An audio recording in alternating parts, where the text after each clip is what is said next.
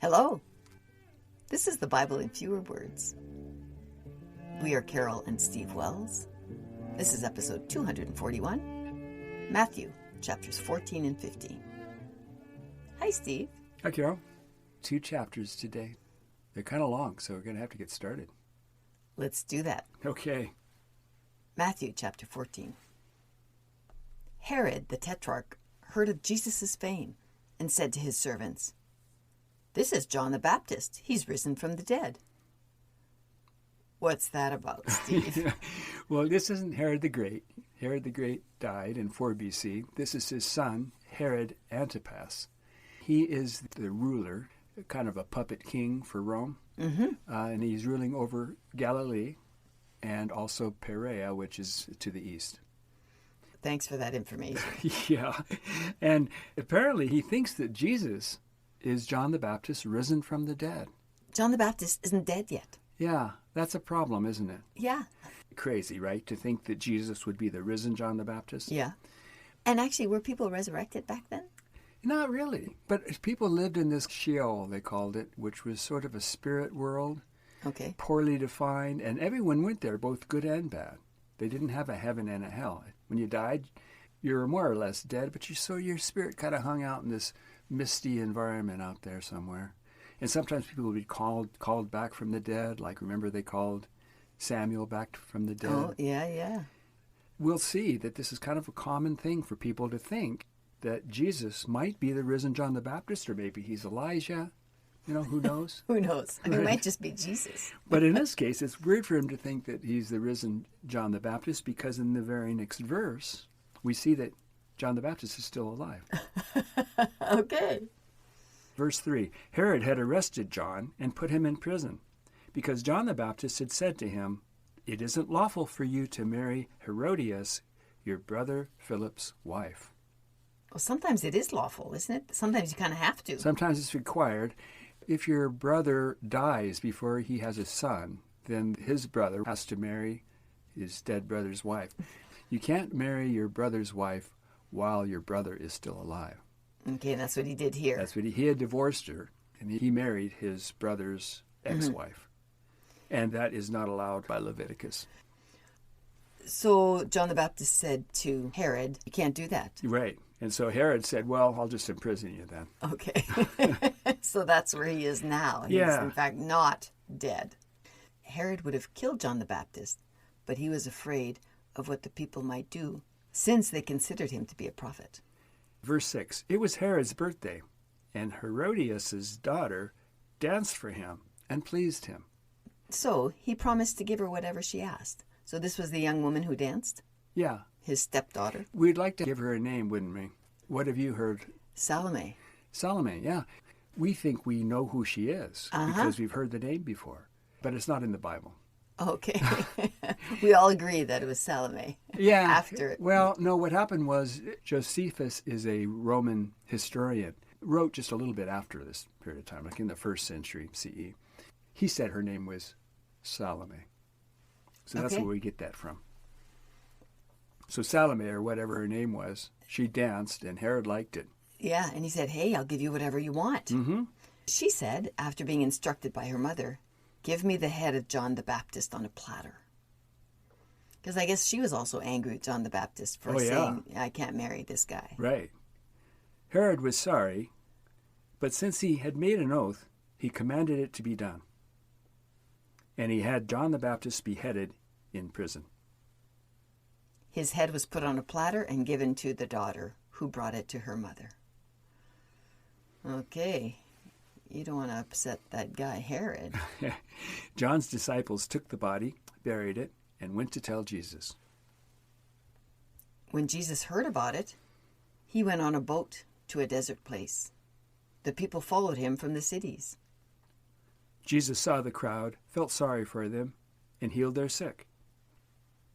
When evening came, his disciples came to him and said, "This is the desert and it's getting late.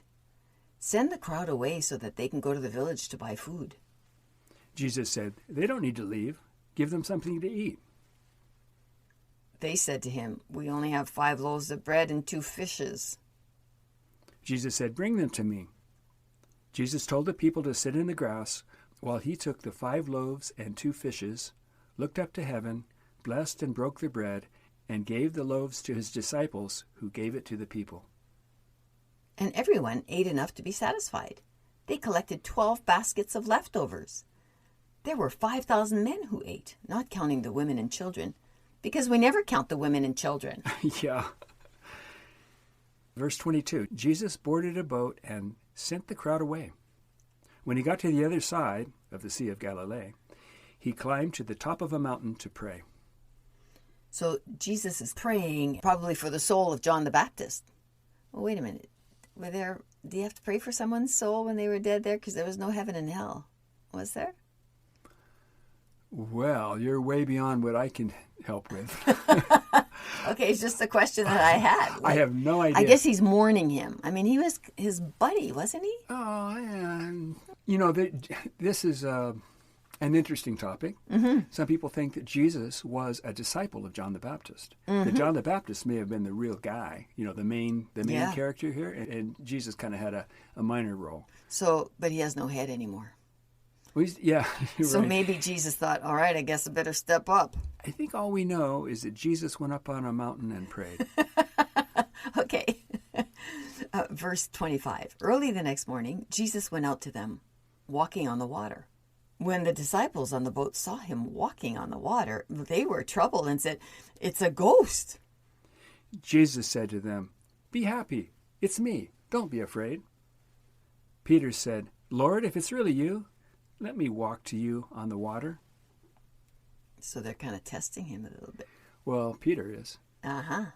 Well, I don't know if he's testing him. He's just saying, that looks like fun. Can I do it? Me too. Yeah. Jesus said to him, "Come."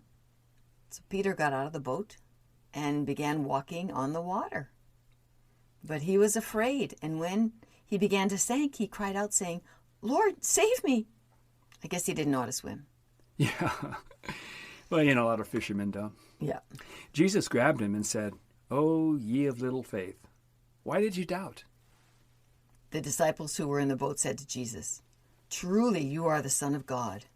Jesus walking on the water occurs in other Gospels, but this is the only one that has Peter trying to do it. Verse 34. Then Jesus and his disciples went to the land of Gennesaret. All of the sick were brought to Jesus, and everyone who touched the hem of his robe was healed. Chapter 15. The scribes and Pharisees said to Jesus, "Why do your disciples break the tradition of the elders by not washing their hands before eating?" Jesus replied, "Why do you break God's commandment by not killing children who curse their parents?" Whoa, that was quite a retort. Yeah. So it turns out that Jesus is right here. There are at least 3 places in the Hebrew Scriptures that require disobedient children to be executed. But there's nothing in the Bible that actually says wash your hands before you eat. It does say that priests have to wash up before they go into the tabernacle. Remember that? If they don't do that, they'll be killed. But it doesn't say anyone has to wash before they eat. So I think Jesus kind of won that. But what's interesting here is that Jesus seems to be saying they should kill your disobedient children, like it says you should in the Scriptures. He's acting like they should. Yes. That's his excuse for not washing his hands. Well, you don't kill your children when they're disobedient. So leave me alone. So you're disobeying God there. So let me disobey God here, or at least the rabbis. Yeah. I don't know. Weird stuff. That is. Verse 10, Jesus called a crowd of people together and said to them, "A person is defiled by what comes out of the mouth, not by what goes into it." So I don't have to wash my hands because it doesn't matter if it's dirty. That's what he's saying. Yeah. The disciples said to Jesus, "Don't you know that the Pharisees were offended by what you said?" Jesus answered, "Don't worry about what they say. They are the blind leading the blind. And if the blind lead the blind, they'll both fall into a ditch." Peter said to him, "Explain that parable to us." Jesus said, "What goes in the mouth goes into the belly and out of the body. But what comes out of the mouth comes from the heart. These are the things that defile a person." For out of the heart come evil thoughts, murders, adulteries, fornications, theft, lies, and blasphemies. But to eat with unwashed hands doesn't defile anyone. Yeah, so it's okay.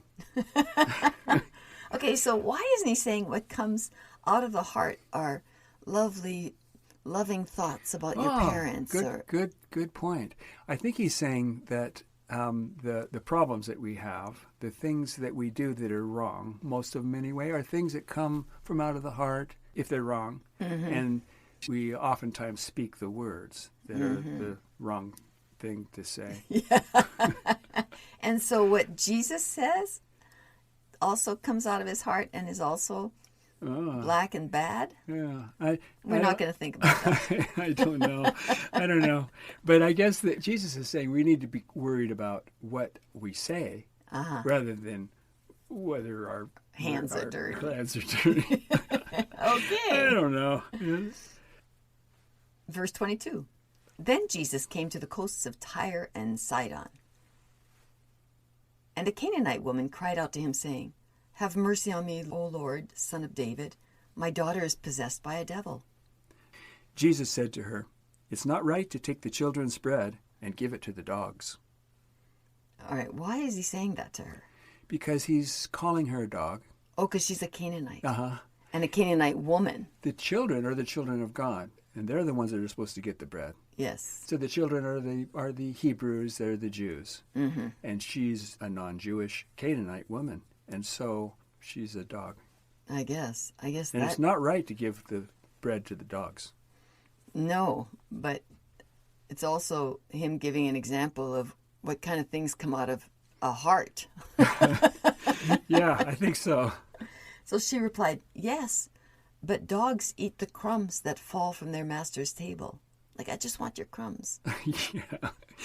Jesus said to her, "O woman, you have great faith. Let it be done to you as you wanted." And the devil left her daughter at that hour. Yeah. Okay. Jesus went up on a mountain next to the Sea of Galilee, just like he did before. A great crowd came to him, with many crippled, blind, mute, and maimed people. Jesus healed them all. Jesus called his disciples and said, I feel sorry for the crowd. They've been following me for 3 days and have had nothing to eat. I won't send them away fasting, for they will faint along the way. And then he won't have any people anymore to follow him around. I guess so. His disciples said, Where will we get enough food to feed such a large crowd? You'd think they'd know by now, right? Yes. In the last chapter, he did it with 5,000, no big deal. Now he's got 4,000. Where are we going to get all this food? I forgot. Yeah. Jesus asked them, How many loaves of bread do you have? They answered, 7 and a few little fishes. And Jesus told them to sit down on the ground. He took the 7 loaves and fishes, gave thanks, broke them, and gave them to his disciples to distribute to the crowd. Everyone ate and was filled, and the disciples collected 7 baskets of leftovers. 4,000 men were fed, not including the women and children. Yeah, so a lot of Bible scholars think that this is what's called a doublet. It's like when you have 2 stories about the same event. But one time somebody says it's 4,000, same story. Mm-hmm. You know, Jesus, he was up on the mountain up by the Sea of Galilee. Yeah. And there was all these people that came. They didn't have any food, so Jesus fed 5,000 people. Another person tells the same story, but he says it's 4,000 people. This was actually in the Gospel of Mark, and that's probably where Matthew's getting it. What Mark did then was to include both stories as though they were 2 separate events. Uh-huh.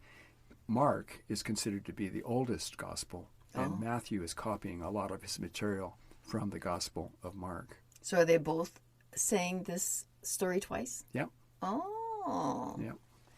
Okay. Well, that's it. We made it through 2 chapters today. Yeah, that's pretty good. Yeah. Thanks, Steve. Sure. And listeners, we'll see you next time. Bye-bye. Bye.